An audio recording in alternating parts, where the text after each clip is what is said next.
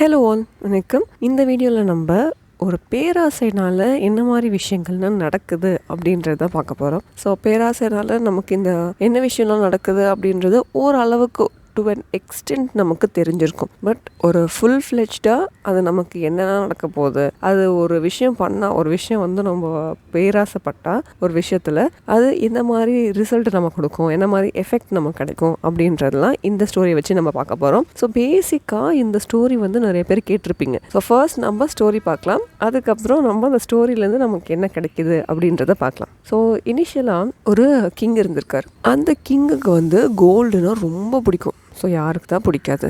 இதில் வந்து அவர் கிங் வேறு, அவரால் நினச்சா கோல்டு வந்து வாங்கிக்க முடியும். இந்த மாதிரி கோல்டு பிடிக்கக்கூடிய கிங்குக்கு என்ன கிடைக்குது அப்படின்னா, ஒரு நாள் ஒரு விஷ் கிடைக்குது. இந்த மாதிரி உனக்கு ஒரு விஷ் கிடைக்குதுன்னா நீ என்ன பண்ணுவ அப்படின்ற மாதிரி அவங்க கிட்ட கேட்குறாங்க. அவருக்கு தான் கோல்டு பிடிக்கும்ல. ஸோ அவர் என்ன பண்ணுறாரு, யோசிக்காமல் நான் வந்து எதை வந்து டச் பண்ணாலும் அதை வந்து கோல்டாக மாறிடும் அப்படின்ற மாதிரி விஷ் பண்ணுறாரு. இந்த மாதிரி ஆசையாக சொல்கிறாரு. சரி, ஓகே அப்படின்ற மாதிரி அப்படியே இருக்கட்டும் அப்படின்ற மாதிரி அந்த விஷ் வந்து அவங்களுக்கு கிராண்ட் பண்ணுறாங்க. லைக் விஷ் வந்து அவங்களுக்கு கொடுத்துட்டாங்க. ஓகே, நீ வந்து எதை வந்து டச் பண்ணாலும் அது வந்து கோல்டாகவே மாறிடும் அப்படின்ற மாதிரி அவங்களுக்கு சொல்லிட்டாங்க. ஆரம்பத்தில் அவங்களுக்கு எப்படி ஆயிடுச்சுன்னா ரொம்ப ஜாலியாகிடுச்சு. ஏன்னா அவங்க வந்து ஏதாவது ஒரு பொருளை தொடுறாங்க அப்படின்னா அந்த பொருள் வந்து அப்படியே கோல்டாக மாறுது.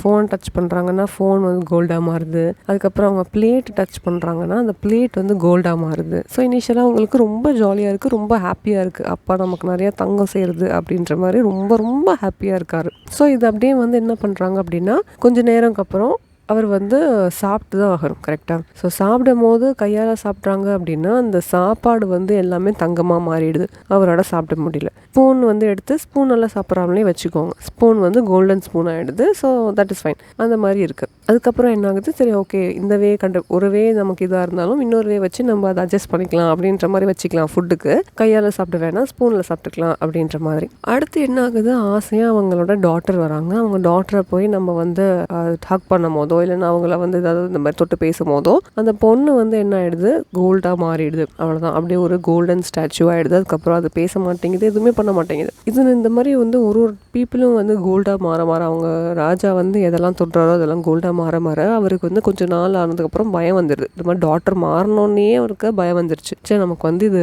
விஷ் கிடையாது, இது வந்து ஒரு கர்ஸாக மாறிட்டு இருக்கு அப்படின்ற மாதிரி அவர் வந்து ரியலைஸ் பண்ணுறாரு. ஸோ இந்த மாதிரி போக போக கொஞ்ச நாள் ஆனதுக்கப்புறம் அவருக்கு வந்து எதுவுமே பிடிக்காம போகுது. ஸோ அவர் வந்து காட் கிட்ட போயிட்டு மறுபடியும் கேட்குறாரு, இல்லை எனக்கு இந்த விஷ் வேண்டாம், நீங்கள் அதை திருப்பி எடுத்துக்கோங்க, எனக்கு வந்து எல்லாமே என்னோட பழைய இது மாதிரியே எனக்கு கொடுத்துருங்க அப்படின்ற மாதிரி போய் காட் கிட்ட இந்த கான்சிக்வன்சஸ்லாம் பார்த்ததுக்கப்புறம் போய் கேட்குறாரு. ஸோ இதோட மாரல் என்ன அப்படின்னு பார்த்தீங்கன்னா, எந்த ஒரு விஷயமும் எடுத்துக்கிட்டாலும் அதில் வந்து ஆசைப்படலாம், ஆனால் பேராசை அப்படின்ற மாதிரி வரும்போது நமக்கே அது மிஸ்ரியாக தான் இருக்கும் அப்படின்ற மாதிரி சொல்கிறாங்க.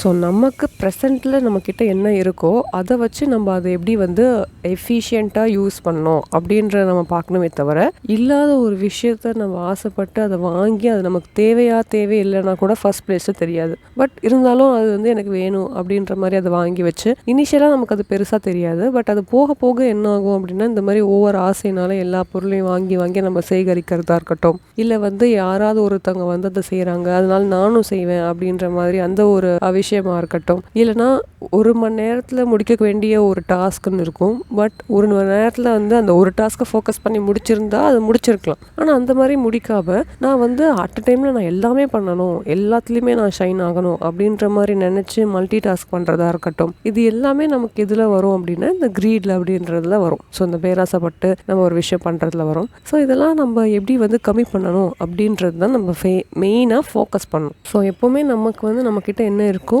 அதை வந்து ஃபர்ஸ்ட்டு அப்ரிஷியேட் பண்ணணும். அதுக்கு ஃபர்ஸ்ட் வந்து நம்ம கிரேட்ஃபுல்லாக இருக்கணும், தேங்க் பண்ணணும். இதெல்லாம் நம்ம பண்ண அதை வச்சு நம்மளால் எப்படி வந்து எஃபிஷியண்ட்டாக இருக்க முடியும், அதை வந்து நம்ம எப்படி வந்து நெக்ஸ்ட்டு டபுள் ஆக்குறது, அப்புறம் எப்படி ட்ரிபிள் ஆக்குறது அப்படின்ற மாதிரி யோசிக்கணுமே தவிர அட் அ டைமில் வந்து ஒரே டைமில் இந்த மாதிரிலாம் நடக்கணும் நமக்கு அப்படின்ற மாதிரி பேராசைப்படக்கூடாது.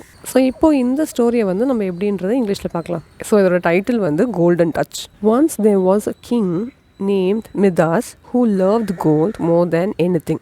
ஸோ மற்ற விஷயங்களை விட அவருக்கு என்ன ரொம்ப பிடிக்கும் அப்படின்னு கேட்டால் எல்லாருக்குமே தெரியும், அவருக்கு வந்து தங்கம் தான் ரொம்ப பிடிக்கும் அப்படின்னு சொல்லிட்டு. He was granted one wish by a god and he asked for everything he touched to turned to gold. So God வந்து ஒரு நாள் அவருக்கு வந்து இந்த மாதிரி உனக்கு நான் விஷ் கொடுக்குறேன், நீ அந்த விஷயம் வந்து யூஸ் பண்ணணும்னா நீ அது என்னவா யூஸ் பண்ணுவ அப்படின்ற மாதிரி கேட்குறாரு. இவர் உடனே வந்து யோசிக்காம நான் எது தொட்டாலும் தங்கமாக மாறணும் அப்படின்ற மாதிரி சொல்கிறாரு. However, when he touched his food, it turned to gold and he could not eat. So அவர் என்ன பண்ணுறாரு, சாப்பாடு தொட்டு சாப்பிடும் போது அது தங்கமாக மாறிடுது, அதனால அவரால் சாப்பிட முடியல கையில். When he touched his daughter, she turned into a golden statue. So மறுபடியும் அவங்களோட டாக்டரை போய் டச் பண்ணும்போது அவங்க வந்து ஒரு கோல்டன் ஸ்டாச்சுவாக மாறிட்டாங்க. So realising the consequences of his greed. So இந்த மாதிரி பேராசை வந்து நமக்கு வந்து இந்த மாதிரி பேராசை இருக்கிறதுனால தான் இப்படி ஆகுது அப்படின்ற மாதிரி அதை ரியலைஸ் பண்ணி he beg the God to reverse the wish.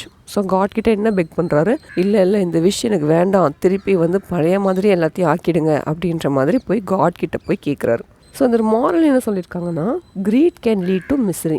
So இந்த மாதிரி கஷ்டங்களை கொடுக்கறது வந்து பேராசை அப்படின்ற மாதிரி ஒரு விஷயம் இருக்குது. Appreciate what you have. So நம்மக்கிட்ட ஃபஸ்ட்டு என்ன இருக்கோ அதை அப்ரிஷியேட் பண்ண கற்றுக்கணும். And don't let your desires over power the important things in life. So முக்கியமான ஒரு சில விஷயங்கள் நம்ம வாழ்க்கையில் இருக்கும், அதை வந்து இந்த பேராசை அப்படின்றத ஓவர்டேக் பண்ணுறதா இருக்கட்டும், அதை வந்து ஃபுல்லாக அதை எடுத்துறதா இருக்கட்டும். ஸோ இந்த மாதிரி விஷயங்கள்லாம் நமக்கு இந்த பேராசை அப்படின்றது பண்ணும் அப்படின்ற மாதிரி சொல்கிறாங்க. ஸோ இந்த மெட்டீரியல்ஸ்லாம் இருக்குல்ல, ஸோ இதெல்லாம் வந்து நமக்கு நிறையா வேணும் அப்படின்னு நினைக்கிறது, தேவைக்கு மீறி நிறைய வேணும் அப்படின்னு நினைக்கிறது ஒரு பாயிண்டில் நம்மளையும் ஹர்ட் பண்ணும், நம்ம கூட இருக்கிறவங்களையும் ஹர்ட் பண்ணும் அப்படின்னு சொல்கிறாங்க. Wanting too much especially of material things can harm you and those you love.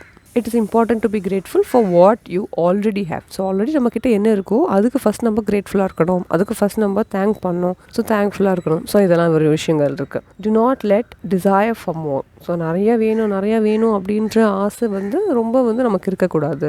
So அது வந்து என்ன ஆகும் அப்படின்னா, வாட் ட்ரூலி மேட்டர்ஸ் அப்படின்ற அந்த சைட் வந்து நம்மக்கிட்டேருந்து அழிச்சிரும். ஸோ உண்மையாகவே எது நமக்கு முக்கியம். இப்போ நிறையா ஒரு விஷயம் வந்து இருக்கிறது பிரச்சனை கிடையாது. இப்போ வந்து இந்த ஸ்டோரியிலே எடுத்துக்கிட்டிங்கன்னா கோல்டு இருக்கிறது பிரச்சனை கிடையாது, ஆனால் அதுவே எனக்கு வந்து இருக்கிறதெல்லாம் கோல்டாக வேணும் அப்படின்ற ஆசைனால என்ன ஆகுது, சாப்பிட முடியாமல் போகுது. ஆசையாக வளர்த்த பொண்ணு வந்து கோல்டன் ஸ்டாச்சுவாக போயிட்டா, பேச முடியாது, எந்த ஒரு விஷயமும் இருக்குல்ல. ஸோ இருக்கிறது பிரச்சனை கிடையாது, அது நிறைய இருக்கணும், ஃபுல்லாக அதுதான் இருக்கணும் அப்படின்றதுனால இருக்கிறது உண்மையாகவே எது இம்பார்ட்டண்ட் அப்படின்றது அதை வந்து ஓவர்டேக் பண்ணிடும் அப்படின்ற மாதிரி சொல்கிறாங்க. இல்லைனா உண்மையாகவே எது இம்பார்ட்டண்ட் அப்படின்றதையே நமக்கு வந்து அந்த தாட்டே அழிச்சிரும் அப்படின்னு சொல்கிறாங்க. ஸோ எல்லாத்துலேயுமே ரொம்ப ரொம்ப இம்பார்ட்டண்ட் பேலன்ஸ்.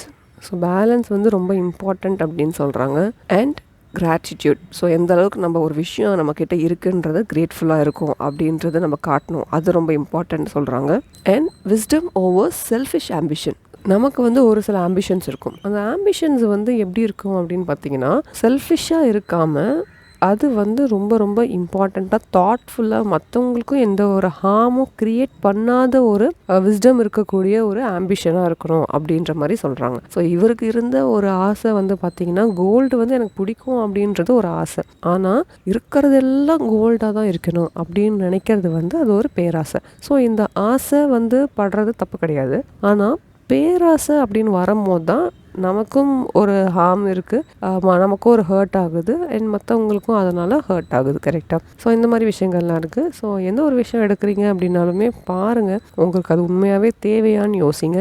அது தேவையான்னு யோசித்து அது உண்மையாகவே உங்களுக்கு தேவையாக இருந்தால் மட்டும் அதில் நீங்கள் ஸ்பெண்ட் பண்ணுங்கள். அது வந்து டைமாக இருந்தாலும் சரி, மணியாக இருந்தாலும் சரி, உங்கள் எனர்ஜியாக இருந்தாலும் சரி, என்ன விஷயமா இருந்தாலும். இப்போ ஒரு விஷயம் நான் பண்ண போகிறேன் அப்படின்னா, அந்த பண்ணுற விஷயம் எனக்கு தேவையா, அது எனக்கு யூஸ்ஃபுல்லாக, ஆர் நான் வந்து யாரோ பண்ணுறாங்கன்ட்டு நான் பண்ணுறேன்னா, இந்த மாதிரி விஷயங்கள்லாம் இருக்குது. ஸோ இதெல்லாம் யோசித்து, ஆமாம் எனக்கு தேவை அப்படின்னா என்னோட 100% நான் கொடுப்பேன், என்னோட டைமில் 100% கொடுப்பேன், என்னோட எனர்ஜியில் 100% கொடுப்பேன், மணி தேவைப்பட்டு என்னோட மணிலையும் 100% கொடுக்கலாம். அதுவே இல்லை அப்படின்னா, இது எனக்கு வந்து இந்த விஷயம் எனக்கு பண்ணணும் அப்படின்றதே கிடையாது, ஆனால் நான் அவங்க பண்ணுறாங்க, சரி நம்ம ஏன் ட்ரை பண்ணக்கூடாது அப்படின்ற மாதிரி பண்ணுறோம் அப்படின்னா, ஒரு ஸ்டேஜில் நமக்கு அதில் இன்ட்ரெஸ்ட் இருக்காமல் போகலாம், அதை நம்மளை கண்டினியூ பண்ணாமல் போகலாம். நம்ம வந்து இனிஷியலாக நமக்கு என்ன ஆசையோ அதுதான் நம்ம கண்டினியூ பண்ணிகிட்டு இருந்திருப்போம். பட் அதை ஸ்டாப் பண்ணிட்டு இதெல்லாம் பண்ணலாம் அப்படின்ற மாதிரி நம்ம ஒரு ஜம்ப் பண்ணுவோம், அது ஸ்டாப் ஆகிடும். திருப்பி நெக்ஸ்ட் ஜம்ப் பண்ணுவோம், அது ஸ்டாப் ஆகிடும். ஸோ இந்த பேராசைனால நமக்கு என்ன ஆகுதுன்னா,